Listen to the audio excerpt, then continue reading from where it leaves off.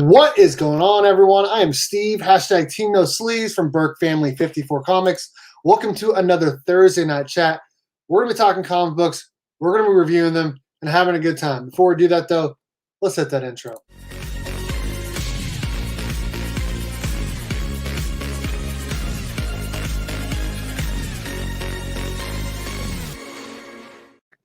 All right, I'm going to go ahead and start bringing in some of the panel tonight. We got some good dudes up in here.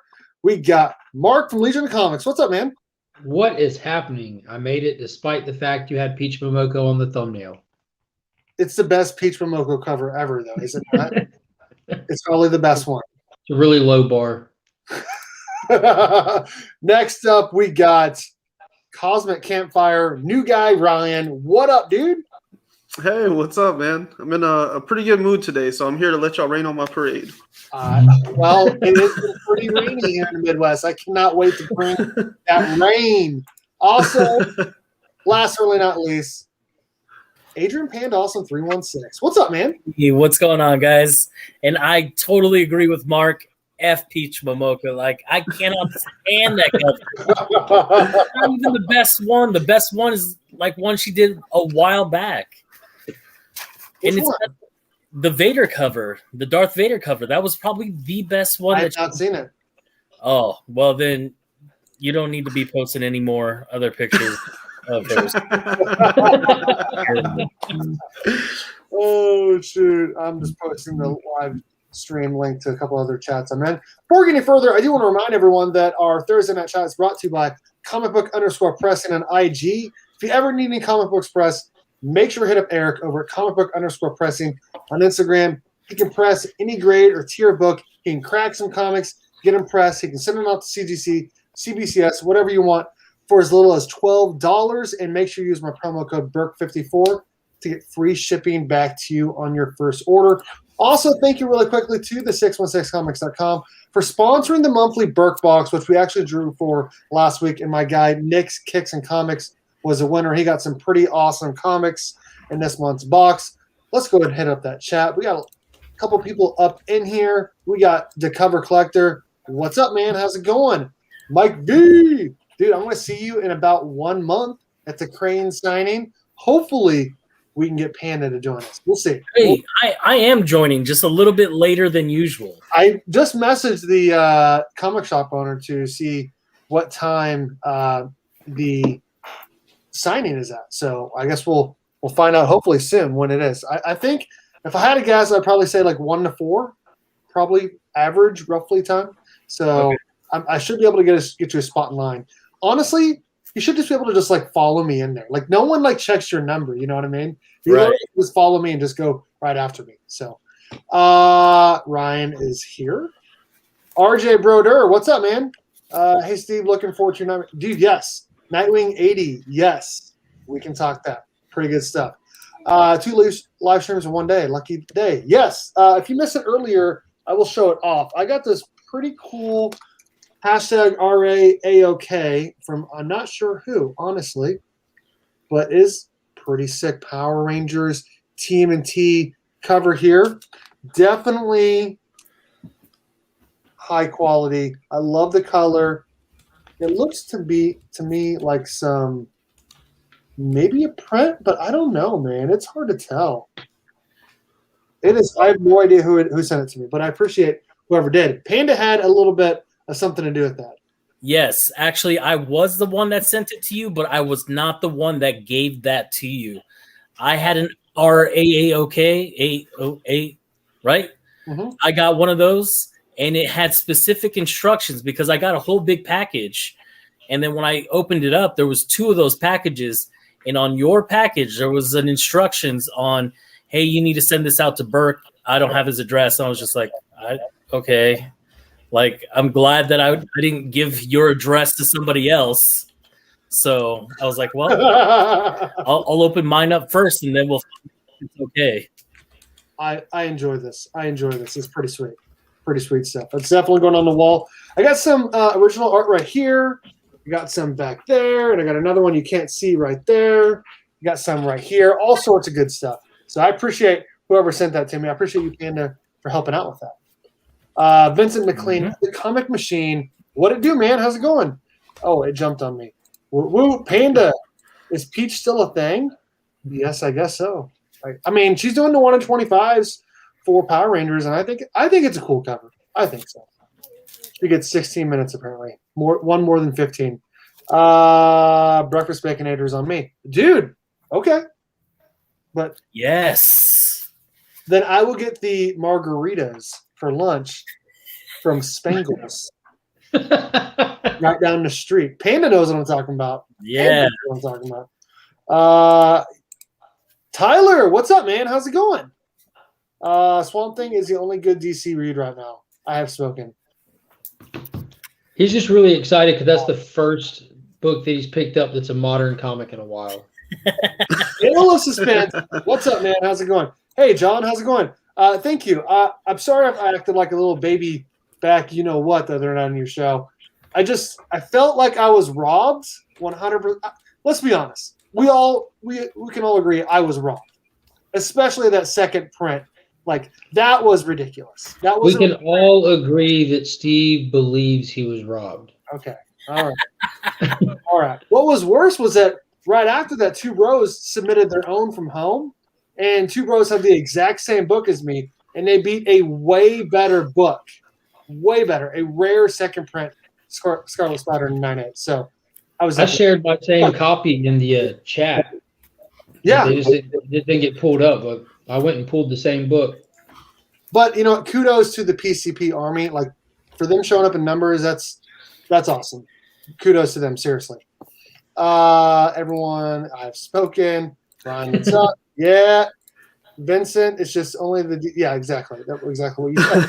Nightwing is amazing and has been amazing. We'll talk about that, about how that kind of leads into what everyone's been talking about lately. We'll probably start off, honestly, reviewing Suicide Squad because there's something in that book from Nightwing that apparently is not canon, or they're going to change something up. I don't know. We'll find out. Two Bros, what's up? # Burke was robbed. Thank you. Thank you. Yes, a little salty still. You better, Burke. You got to win. I know I do. I know. All right. Thank you, Dan Jurgens. Yes. Dan Jurgens was writing Nightwing for a long time. Not anymore. Tom Taylor is, but he killed it. He wrote the Rick Grayson stuff, right?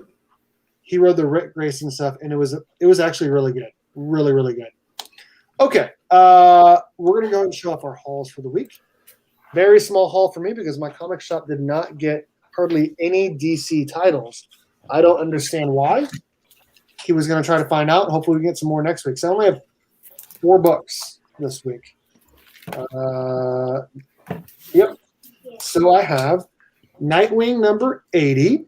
I couldn't decide what cover to get, honestly. There was the one on top. That one. I grabbed. So what'd you say? I said that one. I really didn't care for that other one that much. Oh, I like them both. Had to get the second print of this first Vengeance Matina goodness. They have distortion on it? That's cool. Yeah. Definitely going to talk this tonight. Power Rangers number 7, Ryan Parrott. Better of the 2 this month, which definitely feels like I think we can all agree it's been flip-flopping. 1 month, Mighty Morphin's better. The next month, Power Rangers is better. So, and then Tmnt Splinter Best of Splinter number 1, which is this is the 5th book in the series. We had Leo. What was the first book? We had Raphael, and then we had Donatello, then Leonardo, then Mikey, and now we have Splinter. I've not had a chance to read this one yet. I haven't read this one or last week's Super Sons, The Challenge number 2. Those are the only 2 books I haven't read yet. So I did get this yesterday in the mail from Nick's Kicks and Comics. So I was able to read 1, 2, which is a pretty sick cover, and number 3. So we'll be talking about this tonight. Finally caught up. Mark, first half of your haul? So I got a couple of back issues came in the mail. ENIAC number 3. Nice. My crossover number 6 came in. He can escape. No, he can't. Just stop. I got that 106 I was missing. No. I'm still missing 106. The last one I need is 106. Yeah, did you see Mike Tolp said that he has the 106? I spoke to him, yeah. Oh, He's missing that one too, as a matter of fact. He thought he had all of them, and he's missing 106 as well. oh, okay. But me and Mike are not missing Legends of the Dark Knight number 1. Did that come out? Dude, my shop had 4 DC books. They had Nightwing, they had Superman Red and Blue, which is like one of the worst ones they could have gotten, and like 2 others that I didn't. Agreed. This started this week. This is the new ongoing Batman series with the first 3 issues by Derek Robertson, who did The Boys. But then after that, who knows? So, but they're going to be having the first appearance of the Riddler's girlfriend, the Quiz, coming up. So we'll see if that specs out. But it's like the Riddler's version of Punchline. I got that 0 point number 3, which was super fun to read. This Batman Snake Eyes just going at it. And that was so fun. Nice. I just love the story of this book because like everybody was pretty much opposed to it. They're like, it's just gonna be a bunch of like gamers and stuff. And everybody seems to be getting into it at this point. Everybody except for the gamers. Like the gamers are getting the code and throwing the book, and all the collectors are like reading the book and falling in love. Yeah, dude, it's fun. It's just a total fan service, but they've done something cool and didn't just make it in Fortnite. They're making the aspects of a game a part of the story and the challenges he has to overcome. It's really cool. But, I mean, it's not anything that's going to set records, but it's fun. It's really fun. Yeah. Justice League is getting a 61. show. I haven't had a chance to read the Justice League Dark yet, but Justice League was fine. Yeah, Justice League was fine. Dark was better. Always. Wonder Girl was fire. Fire. Solid start. I really enjoyed it. Just look at that cover again, though. Like, what? What? Yeah. I'm so And then jealous. finally, So I had jealous. a blast reading this. An absolute blast reading this. This was And a I mean- vast improvement over the last 2. And then the finale. How about that ending, though, Ryan? I told you, total fanboy-gasm at the end for me.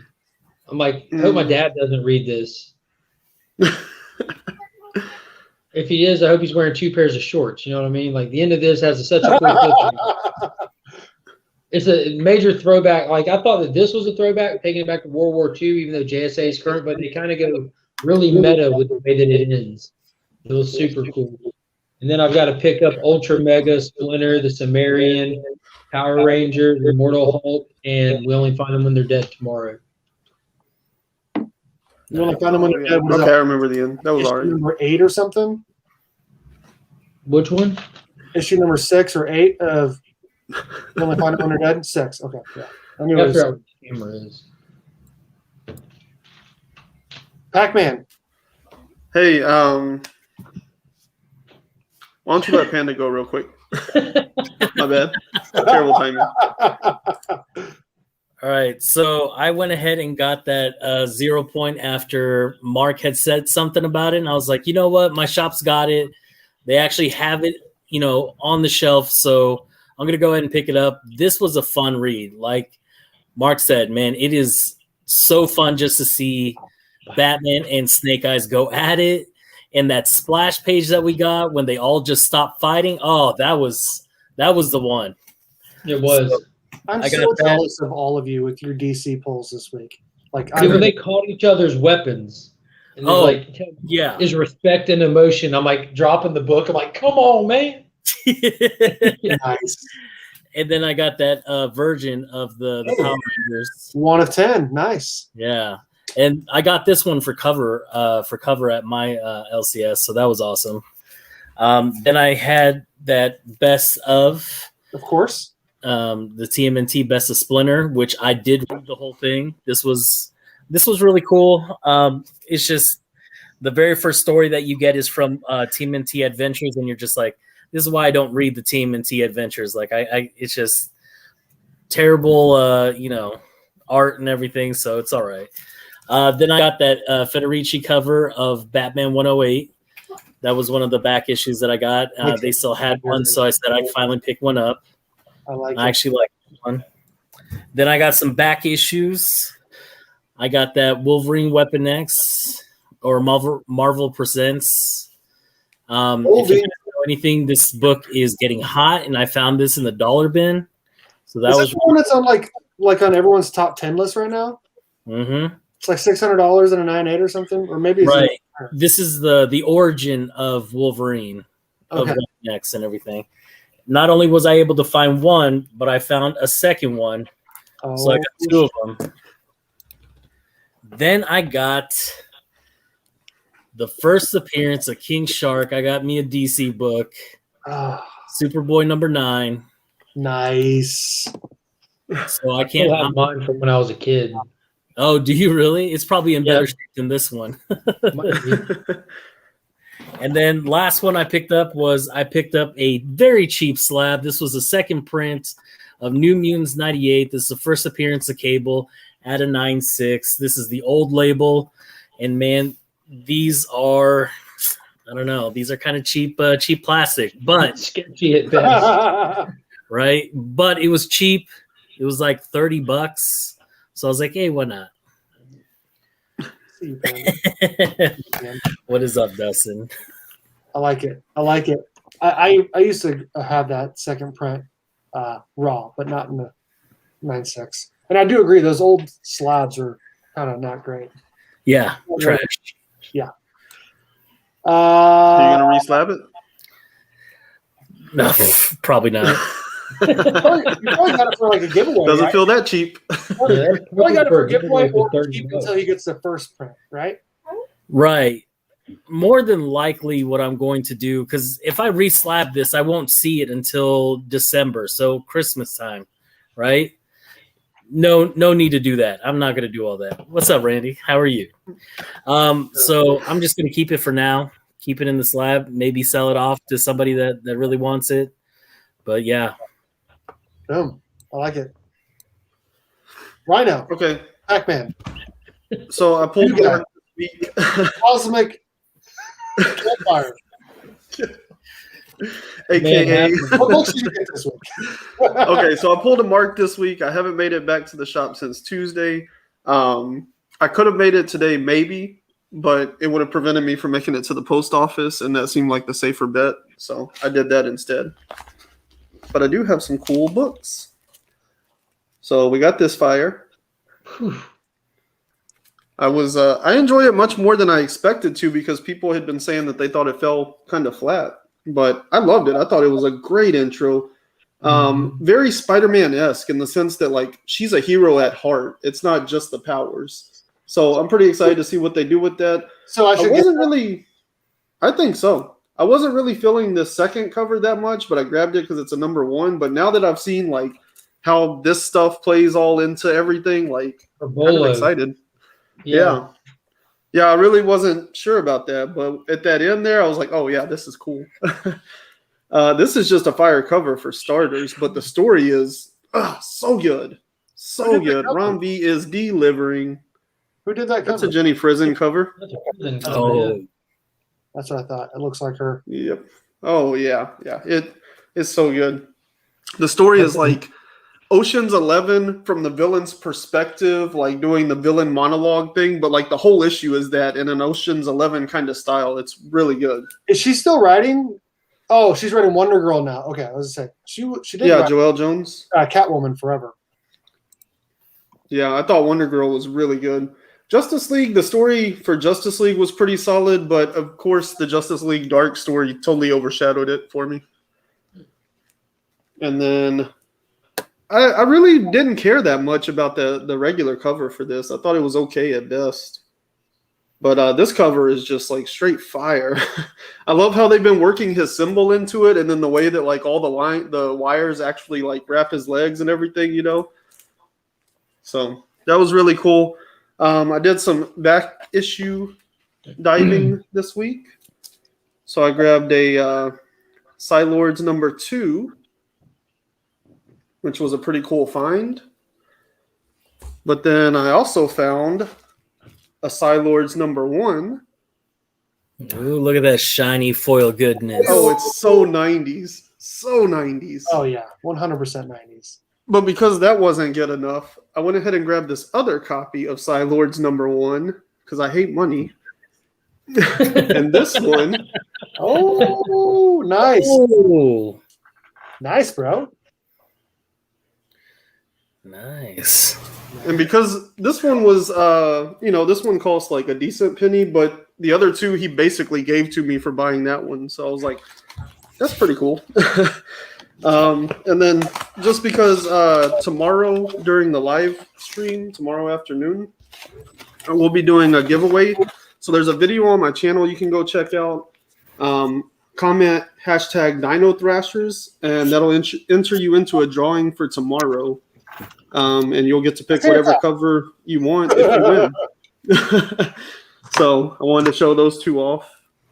And I guess since we're going to talk about Suicide Squad, I'll also say Nick's Kicks and Comics, the book that I picked up off of him, finally came in. So I got this Fire #1 variant. Which, okay. That's insane. We're going to talk about this. I'm glad that I did not get that cover. Really? I love the long sleeves on it. What's that? I love the long sleeves on it. Yeah. Oh, shit. I'm excited to win that, Dale says. All right, let's get into this Suicide Squad. Honestly, Mark and Ryan kind of just pushed us all into. And I grabbed 2 and 3, tried to grab #1. My shot didn't have it. I got #1 from Nick's Kicks and Comics. I read all 3 of these today. Okay. So we're going to review them now. Before anyone says anything, I will say this. I enjoyed it. The action was phenomenal. The story was good. There's just 2 things I didn't like, and it kind of killed it for me. You don't like Peacemaker as a character? Peacemaker is an absolute chump. He is a chump. He is a... I want to say a bad word so bad. He is a little bee sting. He's not... That whole punch, that was stupid. Come on now. That's Superboy. What? That's Superboy. No, that was cool. Of Superman and Lex Luthor. He's fast enough to dodge it and smart enough to dodge that. He would not get punched and knocked out. How fast did you read through this book? What's that? How fast did you read through these books? I just read them normal. I don't know. Normal. Well, do you remember that he doesn't have a bomb in his neck because he's Superboy. He has a kryptonite poisoning device. Mm-hmm. And it was still coursing through his blood. Peacemaker said, I'm going to take this opportunity while I have it. He took advantage of a moment that Waller presented. Yeah, Waller's manipulative. He has liquid kryptonite running through his blood. I understand what they're doing. They're trying to build this character up, especially before the Suicide Squad 2 movie. Totally get it. That Peacemaker boy is an absolute chump. I do not like the character at all. Him punching Superboy was ridiculous. And honestly, I knew it. I knew before you even read it. I was like, oh, Steve is going to hate this character so much. Dislike that guy 100%. That means he's being written properly. That's all that means. Yeah. Yeah, 100. I mean, you're not supposed to like him as a person. You're supposed to like the character. You're not supposed to like him. I did like Superboy coming at him in issue 3, though. That was nice to see. The second thing that I did not like, as someone who's been reading Nightwing, it doesn't feel canon for what was happening in Nightwing with William Cobb. Which does anyone know what I'm talking about here? Anyone know what I'm talking about? Is this during Infinite Frontier? What you're talking about? It was before. Then it's canon. So this was before he tried to make Rick into another Talon, and he was for 2 issues, issue 66 and 67, and they're on issue 80 obviously now. And he fought all the Nightwings because at the time there's like 4 or 5 Nightwings. And William Cobb did. And basically he left. Like, he was a super smart Talon. He knew what he was doing, all that stuff. But then they fought. Oh, what the heck happened? They fought, and he basically got thrown off a bridge. And then now I guess he doesn't even know who he is, which Maybe we'll get a backstory in that. Maybe it does connect to it. But as of right now, it kind of makes me mad that they're not tying it into more of what happened there. So, outside of those two things, I did like it. I did enjoy, and it does have, like what Mark was saying, if you didn't like how Batman didn't have any action, read Suicide Squad, because there's a ton of action in it. I did like how it connected to Titans. I really, really enjoyed that. I was like, what is happening? I don't remember her going for a run, but then you realize, all that other stuff happens after. And I do it does feel like Robin or someone like a Robin is Red X, because he's like, you have to be not just one, not two, but 3 steps ahead. And he's like dodging all of it, and he punches Peacemaker because Peacemaker's a chump. They established Red X big time in this. He's untouchable. Between the last Teen Titans and this, he is untouchable. He is untouchable. So that is my quick analysis of Suicide Squad. Now go ahead and rip me a new one on my own channel. So someone go ahead. No, I mean, I think it's right that you don't like Peacemaker as a person. I think, and I kind of assumed you wouldn't like him as a character in general. That's just not your style. But I do think he's written great as a character to like. But I mean, he's every 45-year-old fast food restaurant manager talking to their 16-year-old employee at their first job. He's kind of a douchebag, but that's what makes him who he is. And I think it's important to his character. So the fact that you don't like him doesn't surprise me. And I get your beef with him punching Superboy, but I mean, he had liquid kryptonite running through his veins. What do you expect? Right. Overall, I really like it. I thought the characters and the jokiness and stuff, all the little Talon quips get me every single time. That third issue with the key, that third issue with the Keymaker guy or whatever in Treebeard, that was hilarious. And I like the action. I like the fact that every time I feel like I kind of know what to expect from it, they change it a little bit, Seemed like the third issue was going to be another, we need to get somebody for the team, but then they threw a couple of little twists in there where you have all these competing alpha personalities fighting back and forth, and then you get where they go on the mission and they mess up the mission, which that's a big thing with Peacemaker especially. It's all about the mission. You succeed, you do the mission, make any sacrifice you have to, but you complete the mission. And the fact that Superboy kind of screwed it up there for them seemingly makes it really interesting moving forward how their personalities are going to compete and what that means for Superboy and his role in this whole thing. Just kick him off the team, bring back Rick Flag. That's how you fix this book. I said there's nothing wrong with it. I like how Ryan compared Peacemaker to the 45-year-old manager who's just unhappy with his life. And he's just doing exactly what what that manager would like to do to these 16-year-old kids that are messing up. Punch them straight in the face, establish a dominance, and say, "I'm in charge here. Just do what I say, and everything is going to be okay." I really like that aspect of Peacemaker. That's really why I like the character, is because you see him straightforward for what he is. You know what I mean? He's pulling no punches. Yeah, get it done at all costs. It doesn't matter the sacrifice as long as the mission is complete at the end. To me, the thing that makes John Walker different from Peacemaker is that John Walker thinks that everything he does is good, that he's doing the right thing for the right reasons. And Peacemaker is very honest and upfront and saying, I do the wrong thing whenever that's what needs to be done in order to get the right thing done. He understands he's breaking the rules. He understands that he's unlikable, but he's doing it to get the job done. And John Walker thinks he's a hero. And so I think that's the big difference between those two characters that, a lot of people would compare across the two sides, but at the end of the day, I like Peacemaker because if nothing else, he's honest. Chump. All that to say, he's just sitting there waiting to say chump.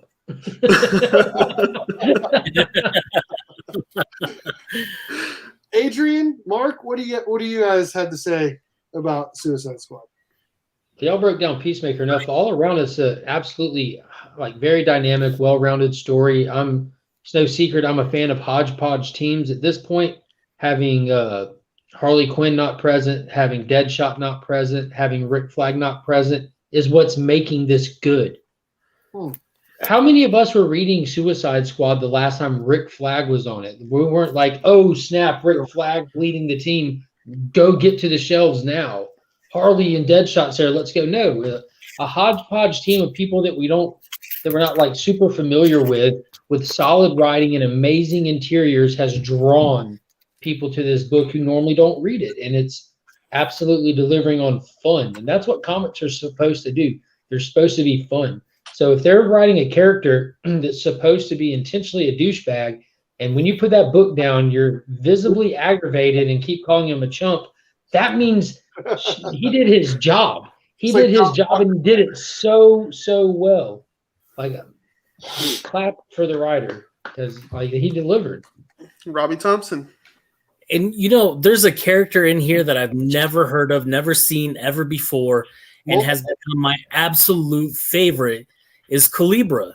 Calibra is just the funniest person out of this whole thing. It breaks up the tension, it breaks up the action, and it brings in the funny, just to give a little bit of snarkiness to the team. And it's just it's awesome. I love it just because it breaks a lot of that tension that the team has built up around each other. And they see right through, and they're like, hey, let's pick on Waller. Nobody talks to Waller that way. Nobody, and gets away with it. I'm surprised she's still alive. And that just speaks to the dynamic of these 3 issues.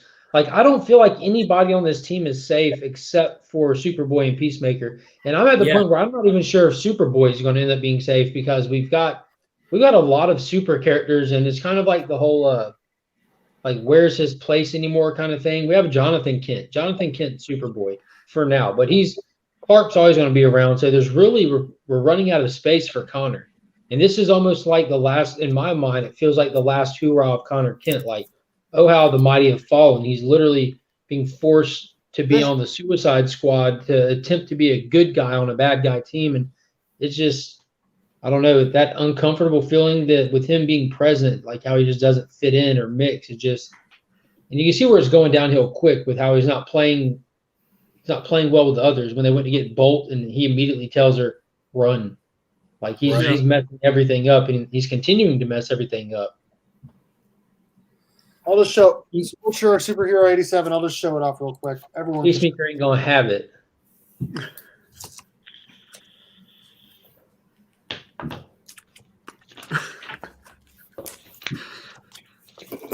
It's gonna be like the silent reading reviews. I would have picked up Justice League 61 and Flash 770, but my shop didn't get any. Like, they got like 4 DC books, so probably would have picked up Wonder Girl #1 too, and I probably would have picked up 0 Point as well because of what everyone was saying about Batman and G.I. Joe guy, Snake Eyes. That's his name. It was so fun, Steve. Panda is our Calibra. Dude, I will happily be the Calibra, because when Superboy showed up and was floating down and she was like, oh, I just wet myself. That was the funniest thing I think I'd ever read, because it's something that, like, it's supposed to be this epic moment of like defying, Peacemaker. And she's just like, oh yeah, that's it. That's the stuff. You so excited, right? Yeah. I mean, at the sake of playing on some gender stereotypes here, like, she kind of feels like the mom of the family, like she puts up with everybody's BS, but she knows how to bring them back together. And, like in the second one, she's the one that's actually saving lives there, And, in this one, or in the third one, she told him she told the Keymaker guy and the Treebeard guy, like, don't do that, you're going to die. And then they like run off and get killed. I know what you're talking about, Panda, though. Like when Superboy says F around and find out, 10K man, and then Calibra goes, just me, or is this kind of hot? Yeah, exactly. But that look on her face, like when she's saying it, you know what I mean? It's just that look of ecstasy, like, oh, that's the stuff. Yes. She's definitely my favorite. It is a good read. It is a good read, and they have made us dislike that chump of a. Now, I like him. He's not a role model of mine, but he's a great example of what's not a role model of mine. Yeah. I don't like him, but. Steve's afraid if he gets too close, he might get burned. It is a. I do like I said, I do like how they're tying it into Teen Titans Academy and all that stuff. And because What do you think of the crossover stuff with the Batman titles, with them being present in Arkham during A-Day? I liked it. Yeah, that was smooth, wasn't it? I liked it a lot. When they're like, we have a detective on the scene. Yeah, he comes flying over the cars. I liked it. I enjoyed it. I do. So maybe they are doing something with, like, figuring out Talon and how he went from the Nightwing book to this. There's got to be something that happened because as of right now, it's not connecting, and I don't like that. I want it to. Well, it's not that it's not connecting. There's just a time gap that you don't have the information on. You don't know why he's like broken brained right now, and that's fine. Like, it's just another mystery that you get to look forward to unfolding. Like, their whole goal with getting him, they're trying to get him to snap out of it, so they can find out what's going on. Yeah, they need he's to know. Out of his own mind. Yeah, they need him back in his right mind because he's just. You think they want him around in that situation? He's an enjoyable character, honestly. If you read like his New 52 stuff, he's an enjoyable character. He's a likable guy, for sure. Oh, and he's not killing people. Well, I mean, he is. You were talking about Peacemaker. He's not haymaking Superboy, so he's kind of likable. Yeah, that's way more likable than Tin Can Man. Tin Can Man. So I don't know. Well, I will definitely continue reading it. Definitely. Yeah, it's fun, right? It is fun. It reminds me a lot of like Fast and Furious movie or a Godzilla King Kong movie where it's like it's not supposed to be like super like amazing, like not like award winning, but it is fun and interesting to read. Yeah. Yeah, more than anything, it's just and John Cena's in Fast and the Furious now too, right? He is. He is. So we had Tin Can Man and Suicide Squad 2 and Fast 9. Yeah. He's Vin Diesel's brother in the new one that'll be coming out, Ryan. Oh, really? It's his Yeah, baby brother. They look just alike. Yeah, They gave him a little chain and a V-neck shirt, so now him and Vin Diesel. and then he said family about 50 times. Family. When they walk up to each other, they're like this much different, you know. Like when Vin Diesel and The Rock had to go at it, they like shot it a specific way where they didn't look 7 feet apart. Yeah. But Vin Diesel's a really short dude. Yeah, he's only like 5'10" or something, right? Yeah. He's awesome. And like both of them are like 6'2" or something like that. People forget that he fit in those little tuner cars for the first movie. You know, he wasn't in muscle cars. He wasn't in muscle cars in the start. He had a tuner car. You're right. The Rock and John Cena both played Division I football too. People don't know that. The Rock played for the U, which is Miami, and John Cena, I believe, was a nose guard at like UConn or something like that. That's about the only sports knowledge I have is that The Rock played for Miami, and that's because it's The Rock. Why wouldn't you know that? The Rock. I actually did know that because there's this podcast called Florida Man on Florida Man, and about 6 episodes ago, they told the story of The Rock going to play football in Miami. Yeah. It was the thing. He was there for Warren Sapp and all of that. So. Anyway, All right, let's get back to some comics here. I think we're definitely going to continue reading and reviewing Suicide Squad. Yeah. So, what's up, Roscoe? How's it going, man? I'm glad it made the cut. Hey, right? Yes, it turns out you were not the one that sent this to me. I opened this earlier and I thought it may have been you, but it was not you. It was Panda. Shouldn't you say his name since he said he's just listening? ICT Vinny. You're such a podcaster. I know it's not yours because it's not how you draw a turtle. I've seen how you draw a turtle. This is not it. Panda sent it to me from someone that we don't know who it is. So Panda, you don't know who sent your stuff to you even? Mm-mm. He didn't do what I did, which is No. what Carlito sent me something before and had no. I didn't even know you could do that. All you do is just put in the tracking number, and then it just shows you. You can click on, tracking information, and it'll just show you all the times, like where it was shipped from. Mr. Private Detective Birkland over here. Easy. I went down to the very bottom. Wichita, Kansas. I'm like, oh, Panda. Yeah. Panda. Then I was like, wait, I know Vinny too. But then I looked at it. I was like, that's not how Vinny draws a turtle. So. Yeah. Dale's right. Dale's right. More creepers. Yeah. Okay, let's set up those POs. Let's review Power Rangers number 7. So, definitely the stronger of the 2 Power Ranger books this month. They're definitely building toward another event, which I haven't been told anything, but I'm assuming at some point this summer they're going to announce an event, maybe in December or something. They have to be. They have to, right? Like they are slowly building toward the Imperials, and go ahead. Honestly, I hope they don't, but I'm sure they will because that's a comic thing. Like everything needs to cross over at some point. It has to. It has to. But and we like talk about the opening scene of this was on par with the opening scene of the Venom trailer. Like, come on, y'all. Why aren't we talking about that? What the word that you can't use on this channel is up with the opening scene of this with Draken playing ball with the Rangers and the cat. Like the cat. 4 pages of basketball. Like the cat's a legitimate member of the team, much less Draken's participating. I don't know. I enjoyed that part, but throwing the book across the room if I wasn't reading it digitally. So you showed through the computer, man. Yeah, where's my tablet? I need it. I wasn't huge on that either, honestly. That set the tone for a crappy book. That set the page. So, like you're starting it like that, it was just crap. You think this book was crappy then? Absolutely.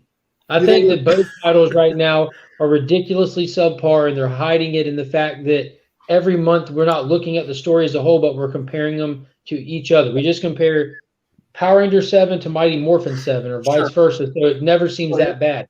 Both of them are hot garbage right now, and it's just getting tiresome. There's been good Power Ranger stories, but they started this stuff out strong, and now it's just garbage. It's bumming me out. You guys agree with that? I didn't even think about it that way, but when you think about it as a whole, I mean, they did start it off strong, and it's not really going anywhere too much. The story's not going to be all that great. I mean, we're comparing it from Mighty Morphin 7 we're comparing it for this week, not as a whole. You know what I mean? And each week it's been declining ever since probably issue 5. After issue 5, it's just been. There's really nothing going on. I mean, there's little things here and there, like when Trini was saying, or when Zach was saying that they really need a new Blue Omega Ranger, and all of a sudden everybody looks at Draken, and he's like, "Blue's never been my color." That's another thing that we see that they're foreshadowing is that he's gonna be the new Blue Omega Ranger. Like, I don't know who else it could be. Who else could that be, right? Because if there are. I would argue the opposite. 11. I think there's a lot of people it could be that they just won't tap into because they want to stick to these people. Candace. If they do make him a Blue Omega Ranger, then he's going to be the next. Then they're going to build him up to be the next big bad, because then you're basically giving him exactly what he wants. Why are we pretending like he doesn't already have power? Because every other panel there's green energy coming out of his one good eye. Like they never talk about it or address it. Like, dude, you're about to start a fire. Stop doing that. Maybe he is playing nice as long as he possibly can to get them to trust him, so they can finally give him some Morphin power. And then as soon as he gets that, then he can be like, okay, now I'm taking over. Well, we know that because Trini said that in the basketball game. What? Yeah. What did she say? That he's just playing nice. Don't feel like playing games with a sociopath. You know, Yeah, and like, there's also the that's other true. thing, like, why are they not locking him up when they're down in another planet? Like, he's just free ranging around, the ship. Well, Yeah, but they do have control over him. Like they do establish that in the opening scene. Oh, with the shock. Not saying not saying that he couldn't outsmart them and get the controller or something, but they do have him Yeah, it's stupid to have a shock collar under on him that would restraints. shock him willy-nilly. And I like that they're exploiting Zach's insecurities again. Like, even as he's gotten older and more experienced, like he's still insecure with himself, and I think that's a pretty good thing to play on Zach. Like that's probably the most interesting because he was always so cool in the show, So it's kind of nice to see him insecure. I do agree with what you're saying, though, Mark. As you leave, I'm tired of Power Rangers. I'm out. I liked this issue a lot better than Mighty Morphin, and yeah, I mean, you could piss me off. Yeah, and my thing is, like, I've never been all that, like, not nearly as into Mighty Morphin as you guys. Like, I've really liked Power Rangers and the direction it's going. And this issue I like that it calls back to Go-Go because that's a series that I loved. And Power Rangers has felt spiritually a lot more like Go-Go than it has, Mighty Morphin or anything.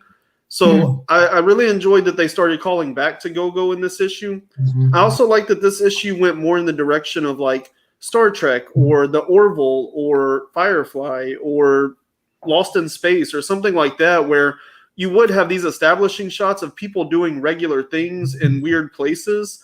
And then, like, further in the issue, if we get past those first 4 pages, they do go to a planet and they do experience, like, other culture and otherness. And the way that they respond to it creates conflict. And that's something that happens a lot in space adventuring shows like Star Trek and the Orville, where they're going out into the universe and understanding, like, Earth is not the only way that things can work. And, like, we have to learn to be diplomats to other places. And so that's a pretty common scenario or trope, if you want, in those kinds of shows. And so that's one thing that I did like about this issue is that it kind of leaned into those and gave us a little more, like, spacefaringness. For me, those same elements you described kind of annoyed me in this issue because while Jason was playing Captain James Kirk and not listening to the advice of any of his teammates or his advisors and putting his whole team in danger, just like, why are you doing this? This is pointless. You're going against your better judgment, your leadership skills, and all the advisory you have around you just to drag out a story instead of telling the actual story at hand. We have to go down here to the savage planet and waste time going and getting into a superficial fight that amounts to nothing just to get us to this palace to talk to this guy that we already know what he's going to say because it's been told to us what he's going to say, just so they can give us the shock ending that his princess or his wife's going to ask him for help. Stick around. Fight for us.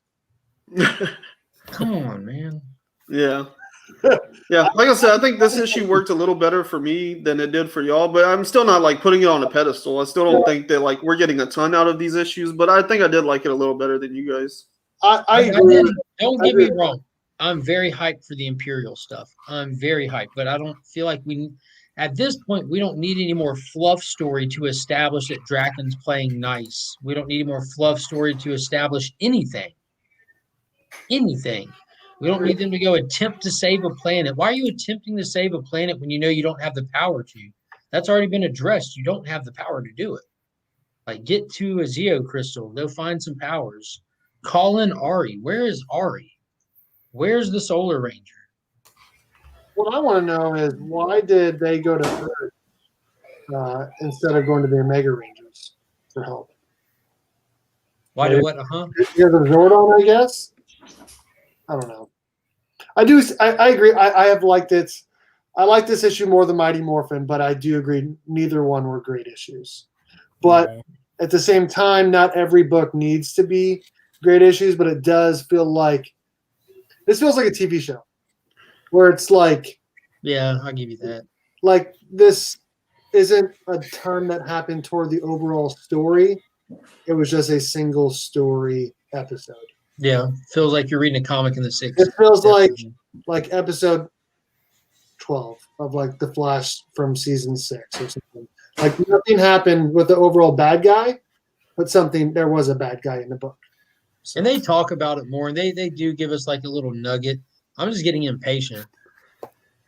Well, and that's the thing. That's why I say I don't want it to cross back over, because as long as it's by itself and it's doing its own thing, like I'm fine with that. You know, this is a series that I can kind of just plug away at whenever I want, you know, but whenever you start talking about crossing it over, well, now there has to be this drive to get to this certain thing, and how are we going to get them back to Earth, and how are we going to do this and that?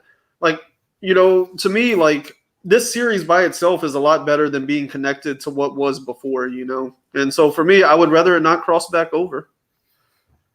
It makes all the events with Mighty Morphin seem so insignificant with something like the Imperials happening. Like, who cares about the Dome? Who cares about Zed?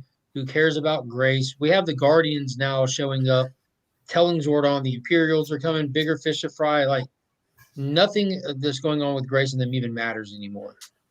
Right. It just seems like there's so much of a bigger picture that they need to be looking at and that they should be addressing instead of what's going on right here, right now, because it's all going to come back down to earth anyways. I mean, I hope not. It just seems like any kind of catastrophe that happens out like this always ends up back on earth for whatever reason, as if we're the central, you know, overall, you know, center of the universe. I'm sure the Imperials will come for Earth last. What's going to happen? What's going to happen is that all the Mega Rangers are just going to keep failing. And we're like, okay, we actually have to ask the Mighty Morphin team for help. And they're going to go there, and the Mighty Morphin team is going to be like, why the hell would we help you? And they're going to be like, because you have to. Otherwise, Earth is dead. I wasn't a big fan of this, like that little throwaway dialogue. Like, if we cycle the Zords together, we should be able to put off a big enough blast to maybe do something. Like, they know they're not strong enough for this. Like, because like I feel like we spent a little bit of time addressing like the nature of the Imperials, you know, not like written in stone, but just to know like how big of a problem it is, and they know that they can't handle it. So I'm ready for them to actually get into actual Power Ranger mythos and Power Ranger lore again. Like, why aren't we exploring the nature of the Power Rangers versus just knocking around doing stupid stuff? Like, that has been some of the most interesting stuff for me, is like, that's why I'm enjoying Mighty Morphin more. Not because it's a better story, but just because the flashbacks alone, where we're diving into Zordon's history and we're getting this, like that, just the lore. I'm finding lore over there, and there's none in this book right now. And this book has all the potential to dive into it, where Mighty Morphin has they have nothing but Zordon's backstory to play with. So I want to see more of that. That's what was so cool about the early stuff with Go-Go, when they were exploring like the history of the Green Ranger and Rita and her connection to Zordon, and that she like saved Squat as a baby and like raised him. Like, it's basically her adopted kid, because inside she's not all the way broken. Like, there's so much more to these characters that they're not doing anything with them. So it doesn't matter what the story's doing. For me, the characters are running flat. Yeah, I can see that. I can see that. And they've got that robot Z that could, you know, absolutely be telling them all this lore. Like, that's how we could get those flashbacks, is, you know, him going through the archives of, you know, things on the ship, and then just blasting it up in that big hologram or whatever, and telling the Rangers stories about it. I would love that. That'd be awesome. Yeah, that would be. Do we think anything's ever going to happen with that cat? Like, what is the reason for that cat? Well, if you look at that cat and you look at Zach and you just kind of play it out in your head, it looks like the origin story of Lion-O. What? What did you say? Of what? The origin story of Lion-O from Thundercats. Thundercats. Oh my gosh. Oh my gosh. Wow. They're really forming a bond, you know. They started out frenemies, and now like they're like playing 2-on-2 on the court together, you know, or tossing balls around. Oh, they're definitely tossing some balls around. Oh, look at you guys. I don't know. I hate cats, so for me. Like they should have just left it out, but it feels like an internet meme thing where it's like, oh, people love cats. So what if we add a cat to the series? That means we can get away with doing a lot less because there's a cat in the background all the time. We love cats in my house. Well, I'm sorry for your house. That's a big chunk of a lot of panels. They don't have to worry about drawing backgrounds. We don't have to take a dog out to go pee or poop, and we don't have to take a cat out to go pee or poop. They don't bark. They just. So it uses the toilet? What does it do, Steve? Uses, you know what it uses. They're just beep, annoying. Goes outside. Our cat goes outside a lot. So I'm just so effing allergic to cats. I can't. So that I'm going to put my cat right in front of my slab box to keep you out. Hey, as long as I can get to that sugar box, I'm okay. Oh, yeah. 3 shells. Yeah, it's on top of the slab box. Oh, shoot. The 3 shells. That's a reference. That's movie Demolition Man. Demolition Man with, yeah. That's hilarious. They never did explain them either. Mm-mm. Well, hopefully this book gets better. I do agree it hasn't been amazing. But it's just slow. It's just slow right now. That's all it is. They're doing nothing but fillers right now, and that's not the story that we're looking for. We're looking for. We'll just go ahead. I was gonna say those callbacks, like you're talking about, like this filler. Like when we had filler with Go-Go, they were on Brielle, and Jason and Trini have this epic moment of defining each other's relationship with each other. And then you have a book like this that you have those downtimes to define these characters, but instead of them writing those stories, they reference those stories. Like, you remember when we were writing good stories? And then they tease it, and Jason's like, you know what? Never mind. Never mind. Just walks off. Like, so it was cool to see that they kind of like show that Jason had something, but Trini's just stone faced. Like, get over yourself, dude. That's over with. Yeah. Well, and like, I guess my big question about how much longer I'll stick with this and defend it where it's at is, like, we know that Ryan Parrott, a lot of the great storytelling he was doing in Go-Go was, probably like 60 to 70% Dan Mora. Dan Mora is incredible. Yeah. So I wonder, like, one, how much this artist is hurting his ability to tell a great story, or not really hurting it, but not helping him get to where he was on Go-Go. But I also wonder, like, if it's him that doesn't want to explore all the interesting bits of lore that are just like right there at the surface, he's unwilling to touch, or if this is like editorial and studio or publisher mandates that are saying, like, no, we're not going to draw from any of the interesting stuff. We want you to stick to all the like basic stuff, Because if the publisher is unwilling to let him dive into stuff like the Zeo crystals and, some of the deeper lore that's just like sitting there, and some of these characters like the Solar Rangers that just like aren't being touched, that frustrates me. Like, why is the publisher not willing to do it? And there's no way that Parrott can get around that, But if it's just him, like, give us a new writer. I have 20 issues. And a one shot that I absolutely love with Parrott's name on it. I don't need him to keep writing bad stuff. Like, just leave on a high note, Is that Forever Rangers? Oh, that was so good. Is that your guard dog? Wasn't that the finale or something with when they were fighting Alpha One? Alpha One, yeah. That was the end of Go-Go. That's how it all ended. You need to get that dog. Go-Go 1 through 20 plus Forever Rangers. That wrapped that whole story. It was so good. He is the baby. We definitely treat him like a baby too. Like, he definitely goes right into just like laying in your arms like a baby. And he's all good with it. Do you like dogs like that, Mark? Oh yeah. I'm a dog person. My dog sits on the couch and waits for me to get up, and when I go to bed, he follows me. If I get up, he's just like my shadow, dude. He goes with me to work every day. I feel like you could make a ton of money if you started a YouTube channel where all you do is just film your dog following you around all the time. Yourself at work. you just like saying, okay, today we got this dog coming in. We're gonna clean it up. We're gonna cut its hair, and we're gonna do before and after. And you mean like grooming stuff and like that? Yeah, dude. I feel like if you did a YouTube channel just about that, I feel like people would watch that. Just go live grooming a dog. Yeah, or do like random ones like, oh, we have a five dog haul today.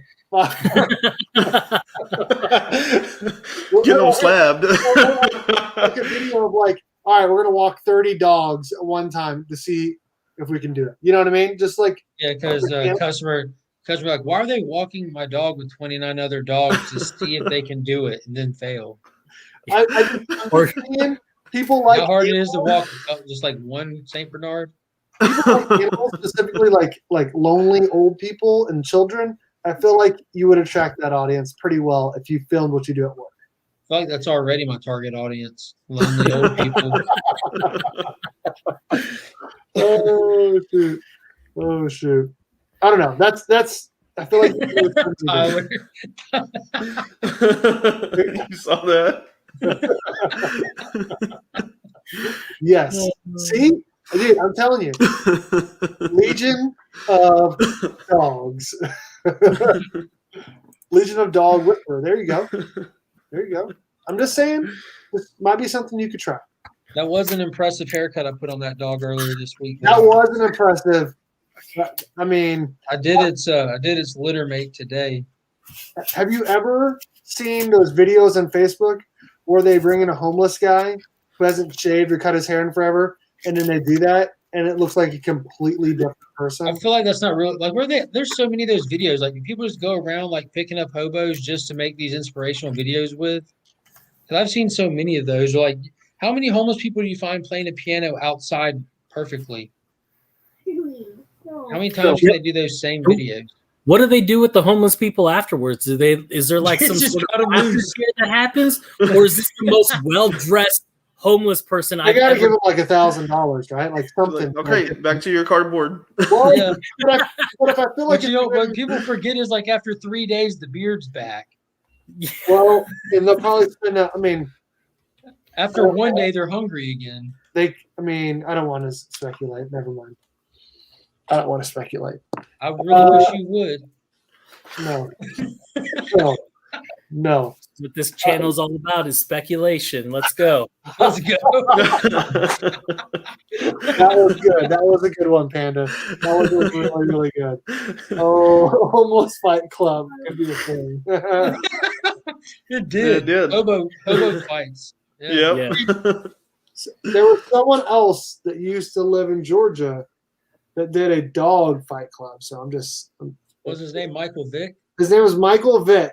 Apparently he's pretty popular.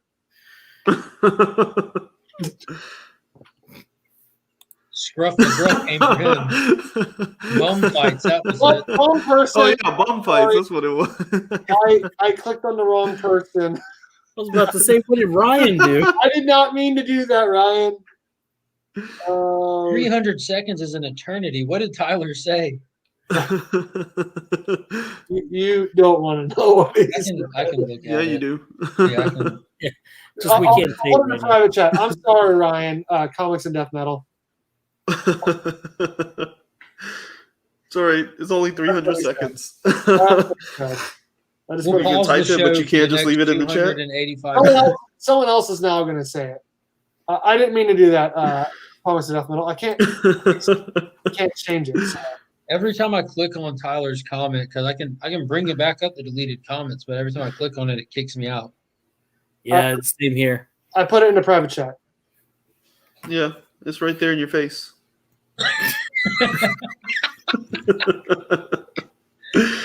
I don't groom cats, Tyler. Yes. Are you sure he was talking about cats? I don't know. We don't know what we're doing. Tyler just sent it to me too. That's good.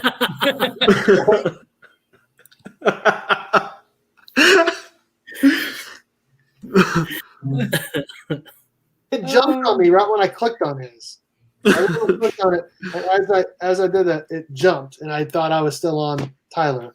So So welcome to our live stream about how to moderate your own chat. Because we're not doing it. I saw it. I just didn't think it was going to be harmless. I thought it was harmless in the chat.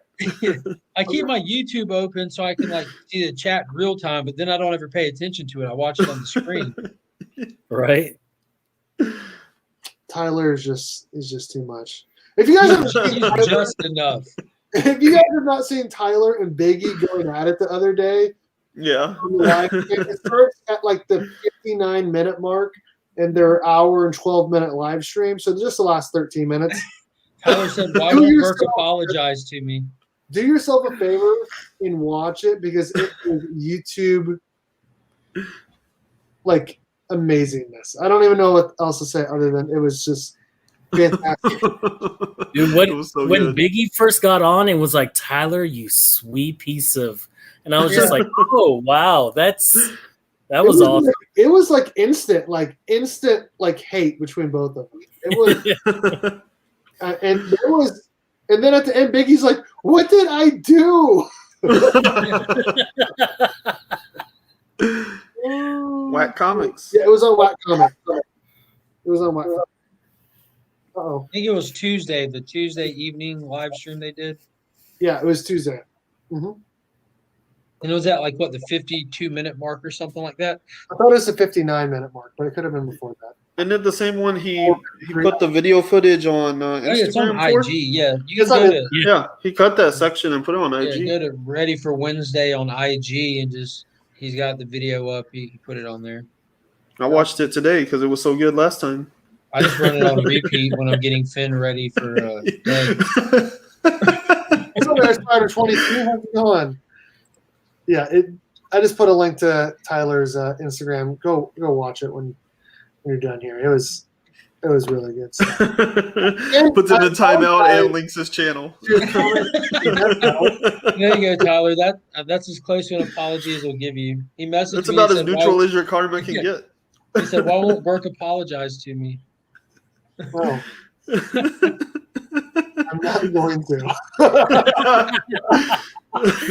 I'm not sorry, Tyler, but we can still be friends. I will apologize to Tyler when you apologize to Biggie. Ooh. That's a stalemate. Yeah, it's not happening. Tyler will just apologize that he's such a bad rapper. I'm sorry you're so bad. That music video was something. It was Little Glass Tootsies. That was fire. It was something. That thing clap.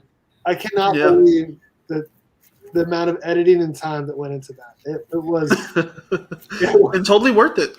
You know, I messaged him right away afterwards, like, "Did you really just club an invincible one?" And he's like, "No, man." It's like, all right. I mean, I wish he would have told you yes and just left it at that. Of course I did, Panda. Of course I did. Because, leading up to it, he kept saying that I don't have that invincible one anymore. And I was like, no way. Like, why would you not have that? That was it for you. And then when I saw the music video, I was like, no. He didn't just do that for content. Like, no way. He went crazy, man. He's something else. He's pretty whack. He's back. You are. Yes, you are. Just don't say what you said earlier. At the sake of spending another 20 minutes plugging his channel, that video he dropped today was kind of fire too. There you go. You're gonna kick out ICT Vinny now?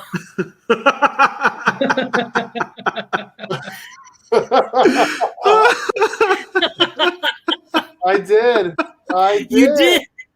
I did. You were just floating. What's up? I'm sorry. He's back. No. I'm sorry. That was not meant for you. That was meant for Tyler and obviously now Vinny. I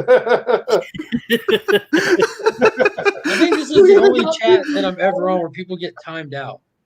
Tyler got Ryan booted. Really? Wear it like a medal. Really? We're going there. We need to get your daughter in here to explain it again, Steve. Notre Dame hasn't won a bowl game in like 30 years, and you're going there? Wow. Wow. He really does suck tonight.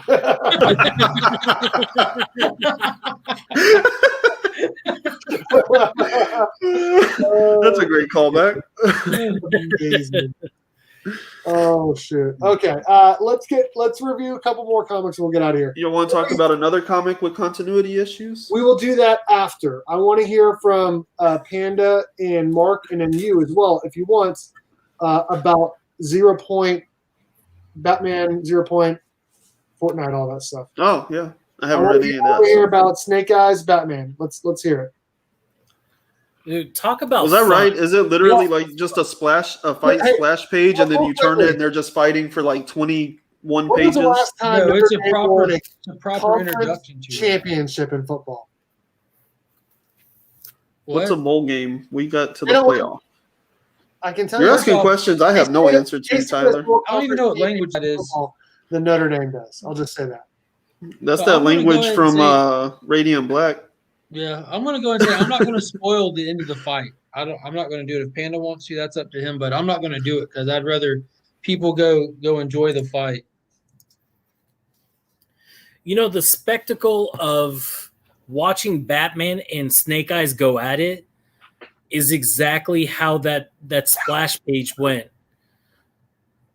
That was the number right there.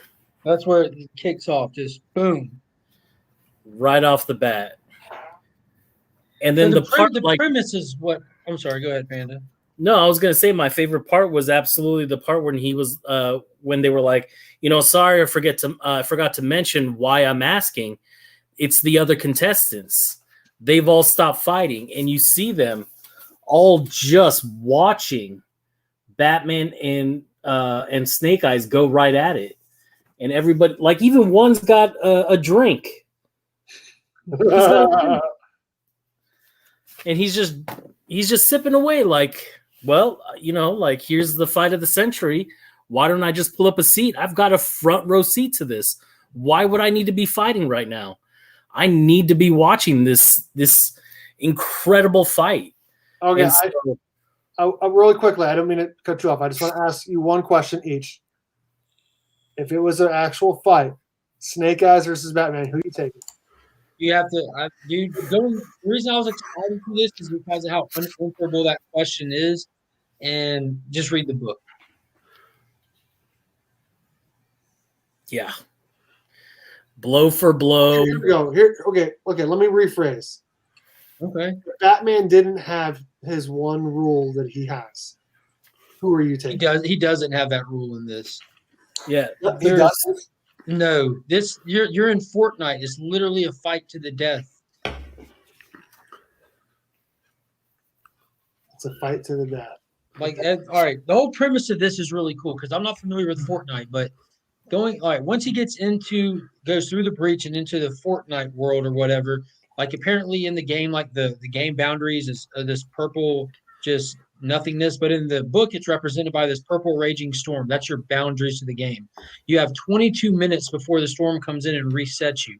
You have no memory, but you do have your muscle memory and your emotion. So when you get into the opening of this issue, Batman's already been writing all over his armor, all Memento style, because like he's kind of figuring things out, but only for 22 minutes. And so that he doesn't lose it, he writes it on his armor, etches it into his battering ring, this, that, and the other. And with him and Catwoman having an emotional bond, they don't know why they're bonded, but they're able to work together and figure out the exit point. And then they find out that only one person can be alive at the time of the timing out. So basically he gets Catwoman out by her stabbing him in the heart at the last second, right at the 22-minute mark. So she's out. Well, then, so now after that, in issue 2, he's left by himself to try to figure it out if he can do it on his own.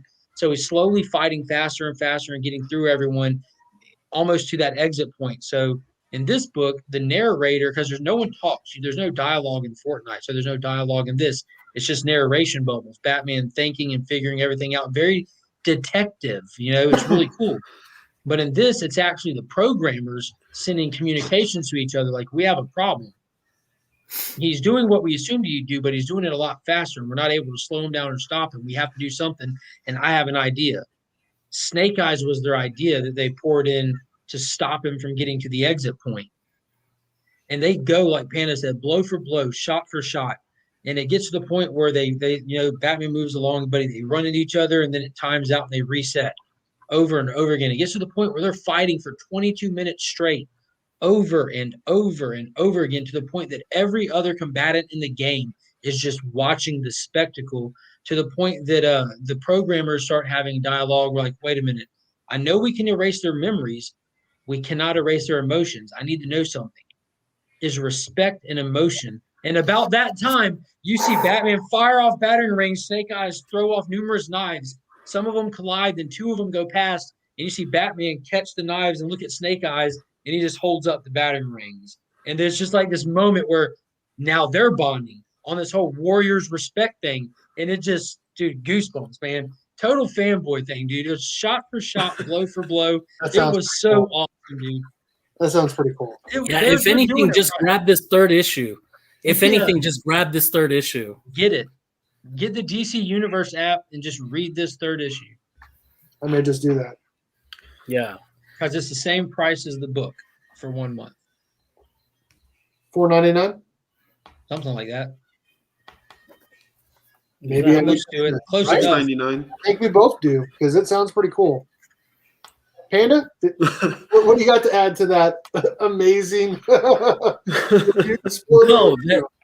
that was that analysis right there. After I heard Mark talk about it, I saw it on the shelf and I was like, I might as well just grab it. He said it's a fun read. Man, like, I never doubt Mark anymore. Like, this is 3 for 3 that I've read out of Mark's suggestions. And he's not just blowing it out of the water or just because he's a big DC guy. Like, and you know me, I'm not too big onto DC. Like, Batman was it, and to get a story like this and have that much fun and to get that goosebump feeling right when you see that part where it is respect and emotion.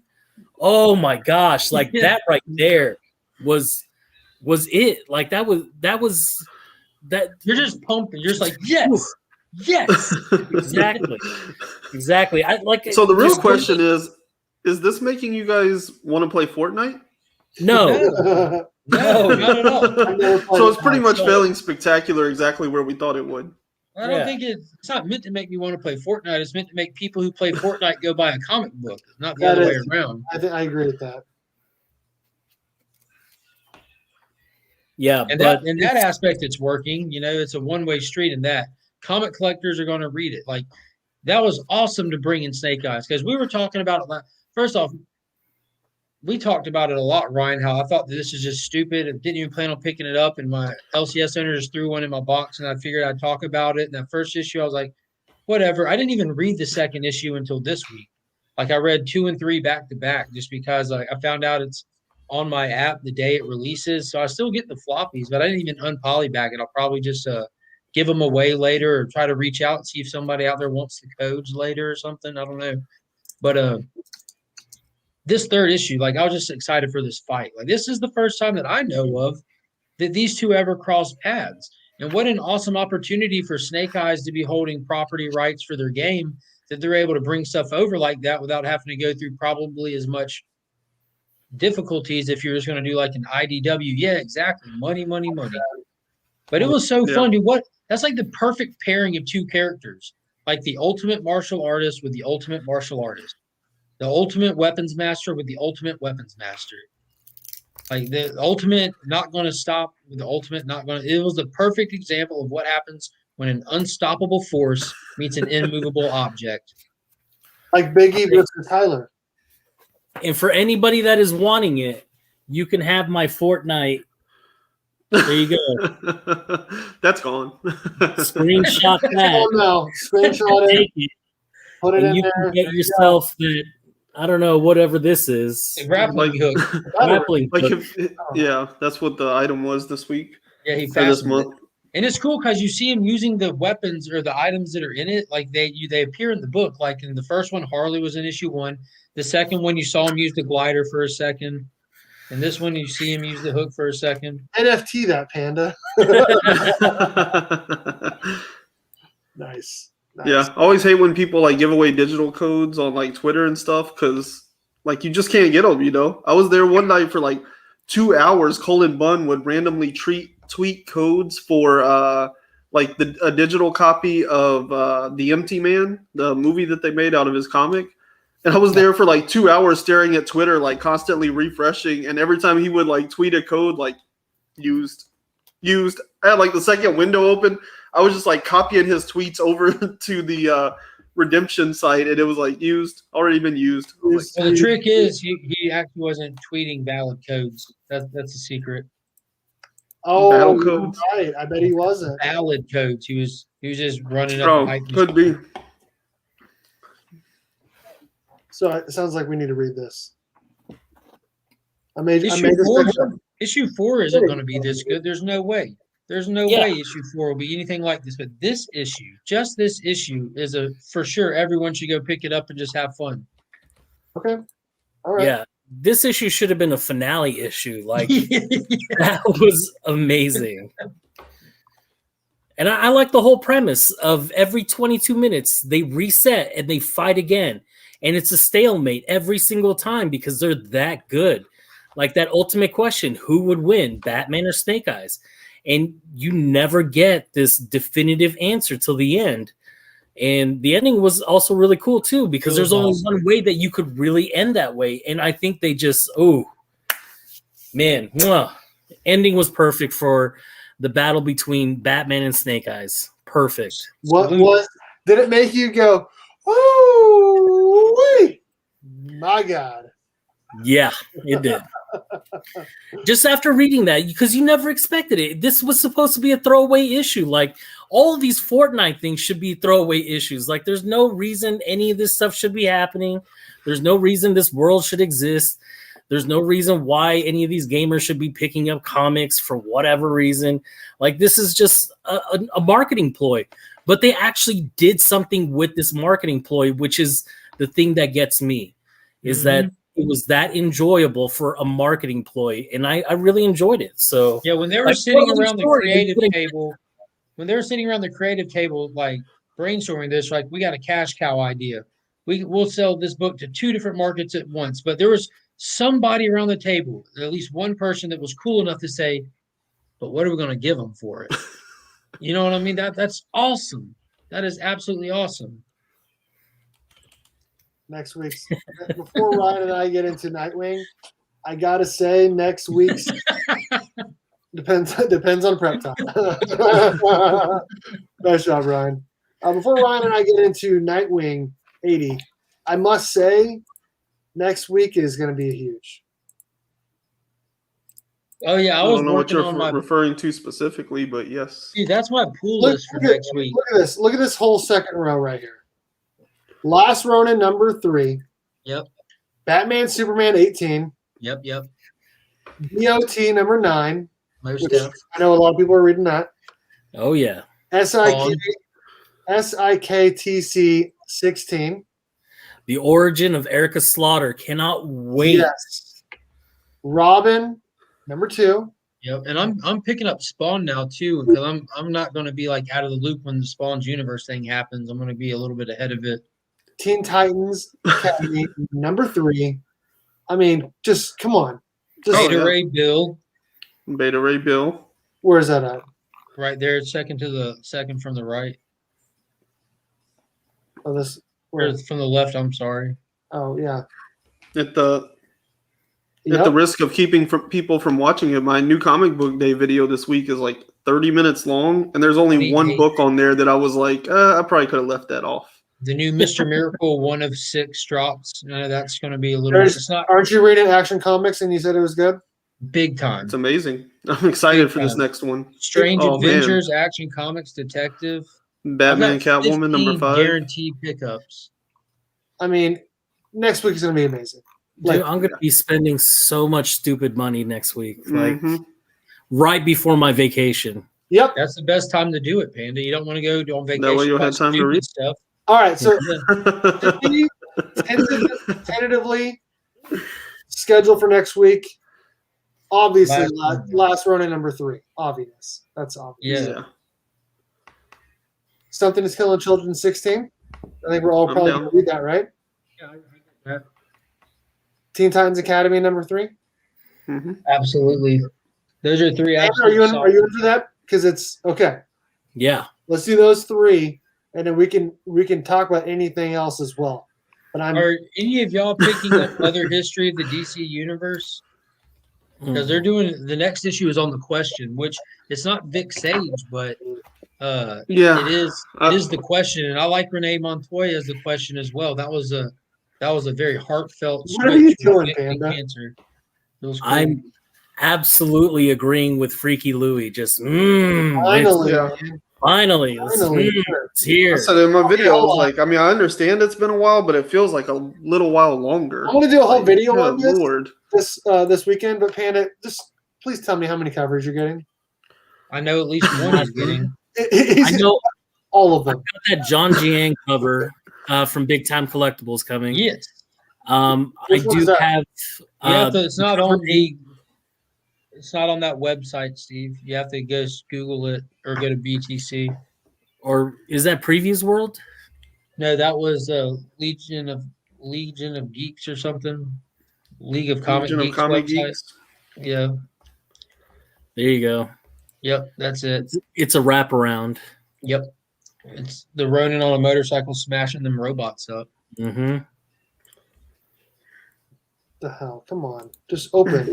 So you're doing a video on what covers that Panda's picking up this week? All of them. It's going to be an hour-long video. Hold on. This whole thing is just robot, except for a little bitty turtle right here. It's what he's doing to the robot. Okay. I don't know. I can't even tell. It's like a little picture inside of a little screen. If you split that down in the middle, you have him on the bike on the front cover and the robot on the back. Okay, well that's okay, bad. So it's a wraparound. Yeah, that makes more sense. 1 was a wraparound and 3 was a wraparound so far. And he's got a book that's about It's amazing for sure. I don't know. Oh, his number 2 was beautiful. Had his hand wrapped around in all the bandanas and everything. Oh, that was sweet. This was my favorite. See, but that should have been issue 4 right there. With Donnie. Yeah. With Donnie. It should have been. I like this one too. Look at this Miko. Yeah, then see for the win. Miko's is really good. Miko's Something is Killing the Children 16 looks really good. Have you seen that one? I haven't, but this Miko the Crow looks amazing. You should just do like a 3-hour video, Steve, and cover all the covers coming out for The Last Ronin, Something is Killing the Children 16, and Department of Truth number 9. Which one is it, Panda? I haven't seen it yet. They all have like 9 million covers. I know. Not all black. That's shitty prison. Yeah, it's not on there. It should be on Big Time Collectibles as well. What'd you say it was called? The Miko CN. Big Time Collectibles, Something is Killing the Children 16. I've been talking about Big Time for a long time. Now y'all find it out. Now y'all find it out. Big time, long time? Big time, long time. There it is. You should have there you go. Jeez, that's insane. That is really nice. Yeah. I tried getting the Virgin cover. It was $29.99 just for the raw cover, but they sold out in like seconds, dude. It was crazy. And they've got one, it's going to be a black and white color withhold or color splash or whatever they call it. Yep. Where it's just going to be black and white and all that blood. And there's only going to be 100 on dropping tomorrow at 2. You shouldn't have told everyone that. Hey, what's up, Tori? You all pick 6 people watching. You got to charge for that, man. You got to charge for that info, bro. You gotta be the spokesperson, man. It's like, man, I gotta be dropping these videos for it, right? Is that what it is? No, y'all are actually promoting the wrong shop right now, aren't y'all? Yep. Yep. Well, I know the 616comics.com, they sold out of their exclusive by Megan Hutchison, but I can look. Yeah, I got that one for Something is Killing the Children from the 616 as well. That movie horror poster that they have for number 16. That's going to be a new cover coming in. Yes, it is. They do have a couple other. Let me just pull it up real quick. and I got a couple more. I actually went more heavy on Something Is Killing the Children 16 off the 616 than I did The Last Ronin #3. Believe it or not.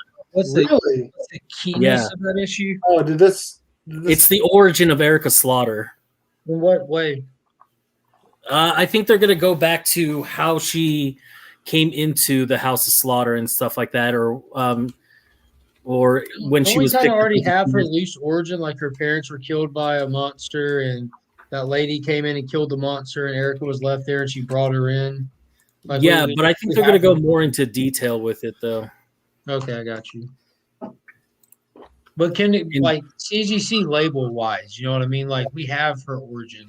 Right. I don't know. I think they're going to go more in depth on what the dragon did for Erica Slaughter, during that time period. You remember when the dragon tasked them? I don't know if the dragon did or not, but whoever tasked them to take the little kill team to the city at the end, how she, when she was walking down the hallway, she went to the door and it was labeled like the white room or the black room or whatever room it was labeled, and she stopped. Nah, I'll go to the other room. And I wonder what was behind door number 1. I wonder what the deal with them were and why she chose not to go with them. That's got to be like their SEAL Team 6 or something. So, the last resort crew or something like that. Yeah. Let's talk real quickly about Nightwing 80 and then we'll get out of here. Tom Taylor goodness.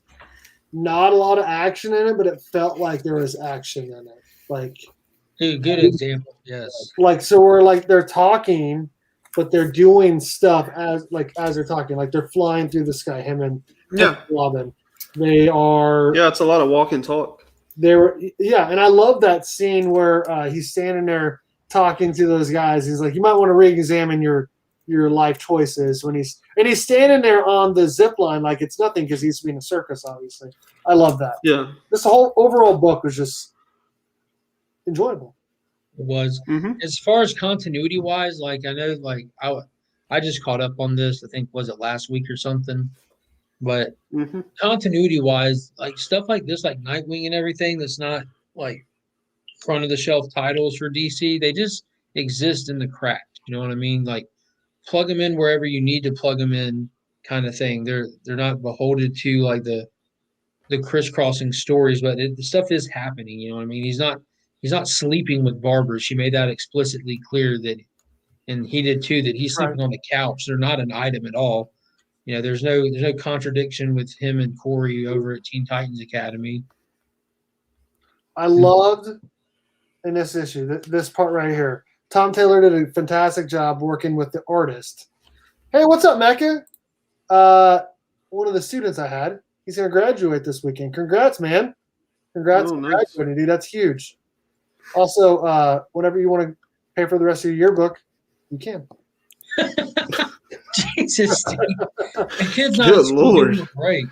Okay, I love this. It would be a great debt collector. This epic scene. Epic scene. We take give him his yearbook together, shows you what you have to do to get him to lock, and he says catch. And that's obviously Tim Drake's weapon of choice. And it just works. Like I thought there was a lot of fun little sequences that kind of like take cues from like an instruction manual or something, but it's really great, you know, like the scene whenever like you can see Dick and Barbara like moving all over the apartment and stuff, you know, and it shows them everywhere, or like that one when he grabs the poles and it shows like how they all go together and everything, you know, little scenes like that. It's just like kind of fun to like break up the scenery and the pacing and kind of like do something a little fun here and there. I just love the book overall, and I love the beginning where he has to call Barbara, and he's like, I think I'm being accused of murder, and then and it shows all the panels, and she's like, I have a law degree. Oh yeah, so do I. Oh yeah, so do I. I thought the conversation with the agents was great. Like there was a ton of little moments in there that was just like fun, you know. I don't know. It's just a fun scene. Like this book is different than any other book that you'll see on the shelves.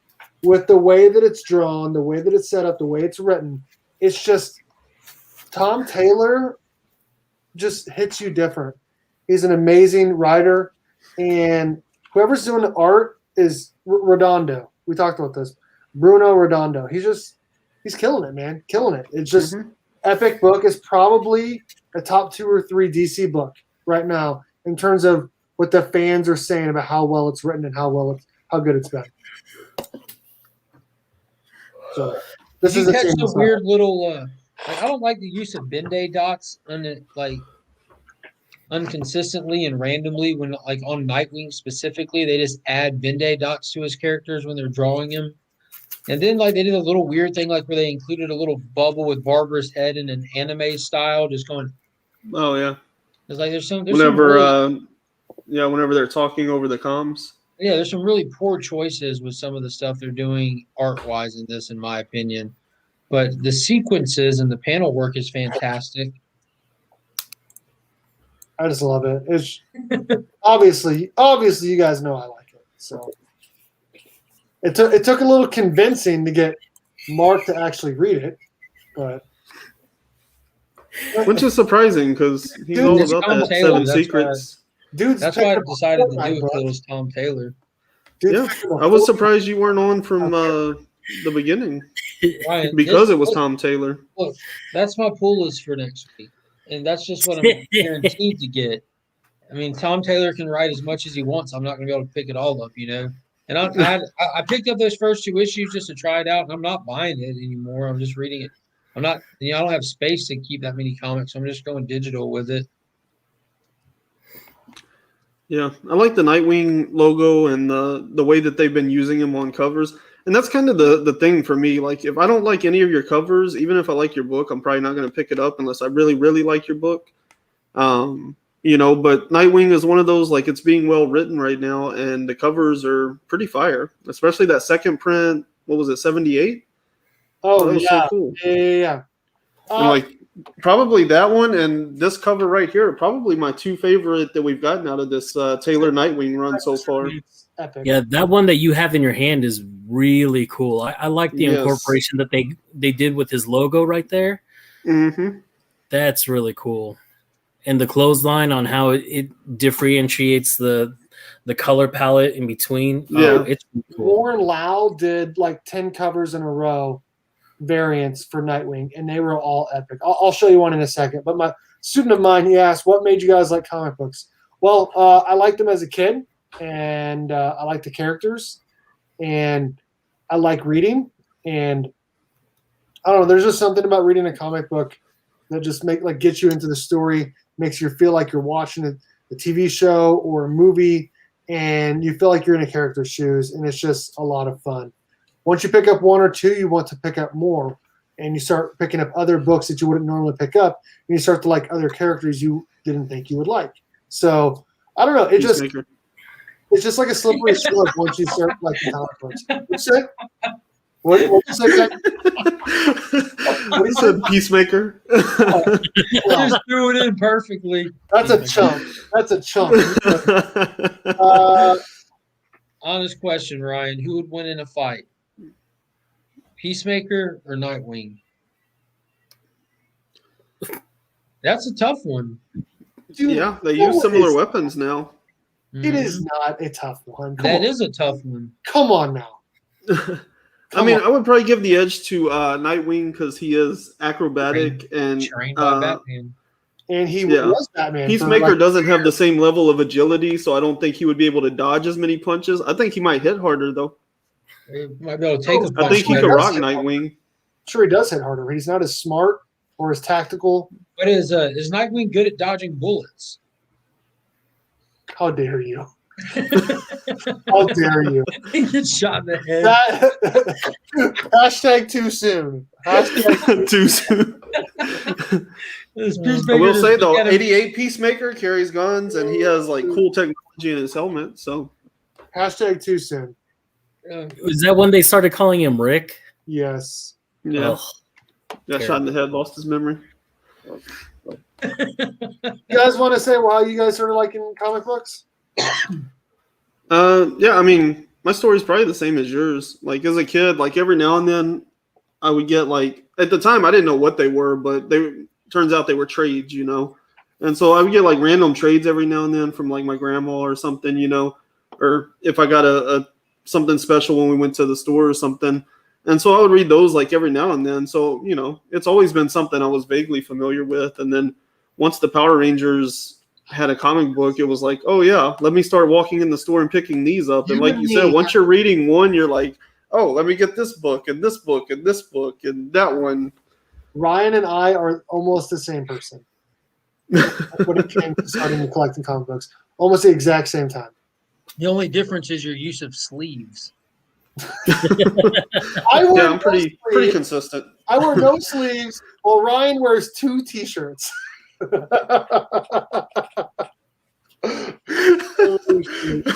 shit. I've been wearing undershirts forever. Like even my daughter today, she's like 3 years old, and she was like, "Why do you wear 2 shirts?" And I'm like, "Where's this coming from?" And you have a little bit of different story for why you started collecting comic books or when you started. Yeah, you know, as a kid, I was reading comic books, but it felt like I was the only one in my group. So it's not like it was the cool thing to do. And then as growing up, you know, Mecca, you're in high school, right? He's a senior. Man, he's a senior, man. Get them girls. That's what I was doing during the time. I had time for comic books. It was all about the girls and, you know, souping up my mom's Honda Accord and making that a rice burner. And so spinner hubcaps. Yeah, exactly. But for me, it was all about the girls, you know, going from middle school into high school and stuff like that, that's all it was. So I didn't have time to pick up comic books because I'm already a big guy. Like, trust me, I've been a big guy my whole life. I didn't need another strike against me. Like, I know I'm a nerd, but nobody else needs to know that I'm a nerd, because back then being a nerd wasn't as cool as it is now. So back then you really had to hide a lot of that stuff, you know, like all the posters that I had behind my door. None of them hung on my wall. They were all behind my door. So this way, when I had a girl over, you know, they couldn't see any of the things, because my mom had one of those you can't close your door rules, because she knew she had a son like me. So You like to watch. Look at that. Got them girls. I had closet doors. I had closet doors that opened like that. And so all of my posters were on the inside of the closet doors. And when nobody was home, you know, when nobody came over, like they were wide open. Like, hey, I'm telling so you, if somebody right was now, coming over, like, let's close these. See, I'm telling you right now, that picture was taken by my ex-girlfriend. And at the time, I was a senior in high school. She was a sophomore in college. Ooh. Boom. There you go. So, you know, but that's a good looking guy right there. Yeah. What happened? But back then, you know, that's what I was more worried about, was girls and doing all that. Like, I couldn't worry about comic books. But when I grew older, like I started to read comic books all over again. I fell in love with Flashpoint. That was one of the books that got me right back into reading and figuring out who Jeff Johns was, and reading a whole bunch of his stuff. Say what? Did you say Tremors? No, disclaimer. Tremors. I was like, I don't think Jeff Johns had anything to do with Tremors. I'm glad he didn't. That movie's amazing. He should stick to comic book writing, because that's all he's good for, honestly. Go ahead, go on, Panda. Yeah, but you know, like that's really what got me back into comic books was Flashpoint, because I was like, oh my gosh, you're still doing comic books. Like I totally forgot all about comic books. And to read a storyline just like that, like to make Batman's spoiler alert, to make Batman's dad be Batman in this alternate universe, I was like, what? Like I couldn't even think about that. And then his mom, like what? It's crazy. I love it when he's trying to do the ring, and he runs, he just falls down the stairs. Amazing, right? I wanted to show this off really quickly. It's not another senior picture, is it? No, these are the Warren Lau covers, man, for Nightwing. Oh wow! I think they're pretty sick. Yeah. I was picking all of these up because I'm a Warren Lau fan. So go back one. He did this one too. Because I told you, because he did the William Cobb Talon story. This is a really good one too. So that's it. All right. Okay. We talked about what books we're going to get next week. Something SIKTC 16, Last Ronin 3, and Teen Titans Academy number 3. Those are the ones we're reviewing next week. What do you guys have going on in your channels coming up? Ryan, you first. Coming up, live stream tomorrow afternoon. And then other things to come. More interviews. I'm probably gonna drop one on Saturday and definitely on Tuesday. But I've been dropping content daily, so definitely check out the channel. There's so much stuff there to be seen. I don't know what else to do with all that content than just tell y'all to watch it. So go watch it all. Go watch it. Check out the Dino Thrashers 2 Matt Kuhn and Noah Ray video. Check that one out and comment #Dino Thrashers. I'll be doing that drawing tomorrow afternoon. So as long as you drop that comment in there, then you'll be entered. I dropped the video in the chat earlier when Ryan was talking about that, so go check that out. The link is out there. So make sure that you guys put that #Dino Thrashers on there. Yeah. You have a TikTok, Ryan? Do I have a TikTok? Yeah. Mm-hmm. Yeah. Yeah, I'm also on TikTok. Oh, that's I haven't right. done a lot with it lately. I was on IG all the time. Yeah. There you go. Yeah. New guy. Panda, what do you got going on your channel? Sunday Mail Call? Actually, Sunday Mail Call is going to be really light this week because I've actually been opening my packages in secrets. Because I've been getting a couple things here and there.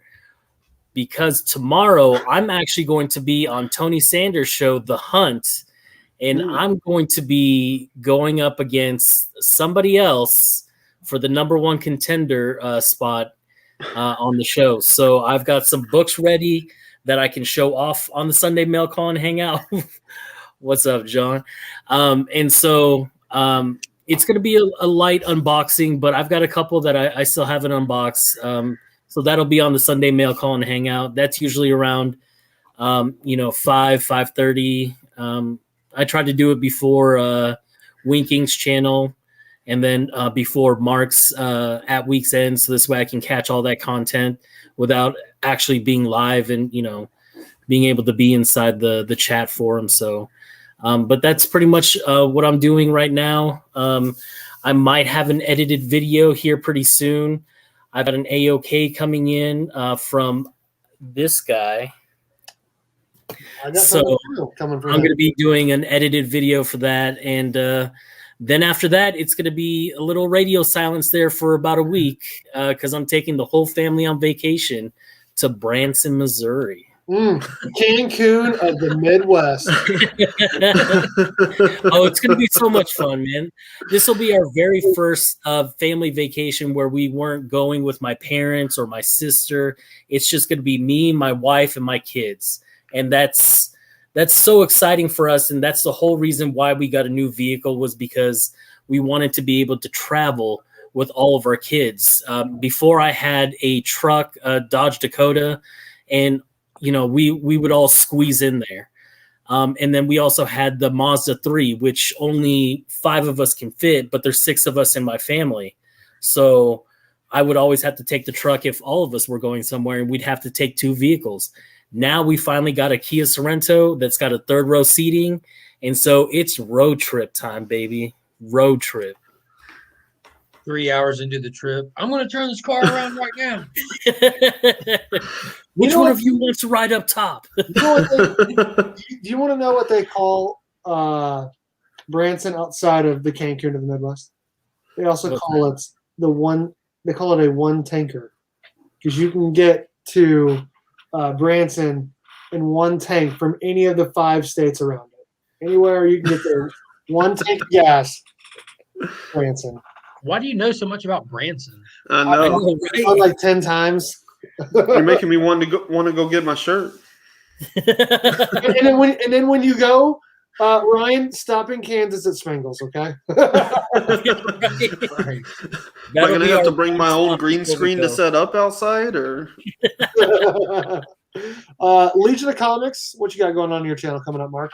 Tomorrow, early in the morning, I'll be going live, hanging out with Tyler from Whack Comics, and I'm going to attempt to do what I did last week and just stay live for as long as the day permits it, and just let anybody from the community who wants to hop on, because we had a blast last week. We had like Nick's Kicks pop on, Slotted Up. We had Vincent McLean pop on. Ryan was on there, of course. Tyler was on there. There was a lot of people that came through, and we just hung out and we talked. I mean, we talked about everything, like literally everything. Yeah. Just I don't think any stone went unturned. No, so we're going to try to find some new stones to turn over. And also, Army of the Dead drops at some undetermined time while we're all sleeping tonight. Zack Snyder's new zombie movie hits Netflix. So depending on what happens with Netflix in the next 30 minutes, if it becomes available or what, I might watch it tonight so I can spoiler-free talk about it in the morning. But I'm hoping, you know what I mean? That's a little too early to spoil anything. I don't ever spoil stuff that drops on Fridays, but be talking about all kinds of stuff. So if you come by, definitely come hang out, listen on your way to work while you're getting ready, whatever. It's a good time. A lot of people are normally in there in the mornings. I listen to you while I go to work, but almost. I thought you were going to say take a shower. Pretty much every day. No, I don't like it that much. But then Saturday, the new comic book day video drop, and then every Sunday at 9:00 at Weeks End. Didn't realize so many other people are always live on Sundays. I never look. I know people in the Burke fam aren't. I watch Pandas while we eat dinner. Like that's become like a ritual. Like that's why I'm not normally commenting much, is because I'm sitting at the table with my wife and kids, and she's looking over at what you got to and stuff. And that's awesome. Yeah. For a while there, I was the only person live on Thursdays, and now a billion people are live on Thursday, and it's the same thing on Sunday. For the longest time, it was just you two, and now everyone's live on Sunday too. So I'm going to have a channel announcement for a new show coming up. I'll probably do that tomorrow or Saturday. I do have that list that me and Mark still need to record for. I got it done and ready. I just need to send you the stuff, Mark. So we need to do that this weekend if you're down still. Yeah, I can try to squeeze it in. And then hopefully I have 3 packages I'm still waiting on that hopefully come in soon so I can unbox them. That's pretty much it. I'm still pretty busy with work through this weekend. But after that, I only have 2 weeks left of school. And then after that, it's full bore. Full bore. Lots of videos coming out. This summer is going to be awesome. In a couple weeks, Panda and I are going to hang out and see Clayton Crane. So yeah, very excited about that. Very. Oh, and I forgot to say that Kevin Nash is coming into my LCS here, and so next Saturday I'll be hanging out with Kevin Nash. I'm jealous. I want to see a picture of you two. I bet was it like $30 for a picture?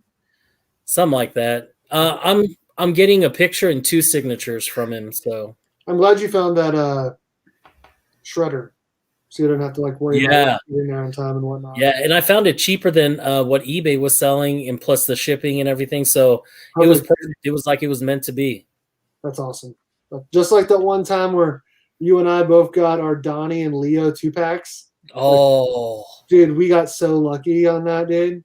Oh yeah, dude. I feel like he had just posted that when I found it for us, and he had 2 of them, and I bought one, you bought one, and boom, sold. Yeah.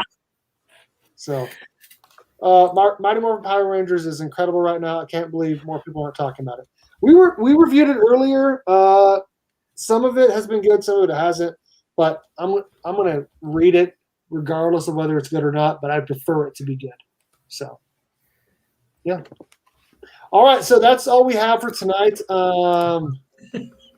Poorly timed. So, real quickly, I do want to say thank you again to our sponsor of our Thursday Night Chat, _pressing on IG. If you ever need any comic books press, make sure to hit up Eric over at _pressing on Instagram. Use my promo code BURK54 and get free shipping back to you on your first order. Thank you also to the Burke Fam channel members. In the family tier, we got Pulp Fiction, Adrian Panelson 316, who is here with us tonight.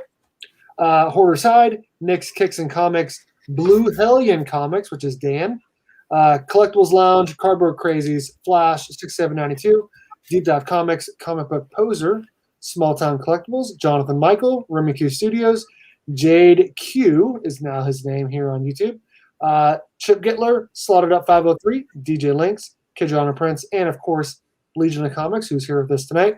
And in the friends here, we got New Guy, who's also here with us, and plenty of awesome people in the supporter tier as well.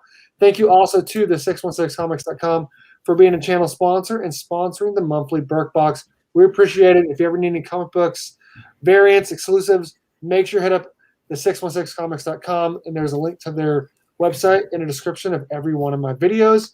Thanks, everyone, for hanging out tonight. We had a great time. And as always, go Cats, Cowabunga, and it's Morphin time.